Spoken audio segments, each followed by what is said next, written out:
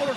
এই মুহূর্তে আবারও দেখছি যে আসলে পুলিশ ধাওয়া করেছে এবং সে ধাওয়ায় কিন্তু শিক্ষার্থীরা কিন্তু শাহবাগের দিকে আসলে রওনা দিচ্ছে এবং পুলিশ কিন্তু শাহবাগের দিকে অগ্রসর হচ্ছে এবং শিক্ষার্থীরা যে সামনে ছিল তারা কিন্তু সেখান থেকে পিছু হটেছে এবং আবারও সেই মুখোমুখি অবস্থান কিন্তু তাদের লক্ষ্য করা যাচ্ছে এবং মাঝে মাঝে আমরা দেখছি যে শিক্ষার্থীদের ওই পাশ থেকেও কিন্তু আসলে ঢিল নিক্ষেপ করা হচ্ছে, জুতো নিক্ষেপ করা হচ্ছে, স্যান্ডেল নিক্ষেপ করা হচ্ছে এবং আবারও কিন্তু আবার কিছুক্ষণ আগে আমাদের সামনেই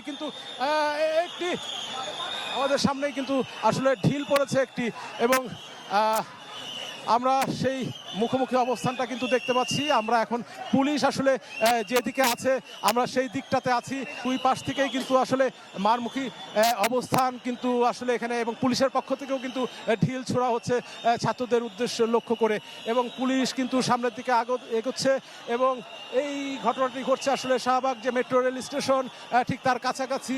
8টা পর্যন্ত কর্মসূচি পালন করি, সেখানে আমাদেরকে কোনো প্রতিশ্রুতি দেওয়া হয় নাই। তাহলে আমরা কি করবো, কি আলোচনা করবো আপনি বলেন? আমরা কি আলোচনা করবো? শিক্ষার্থীরা বসাইছে, সেই সরকার শিক্ষার্থীদের দাবি মানে না।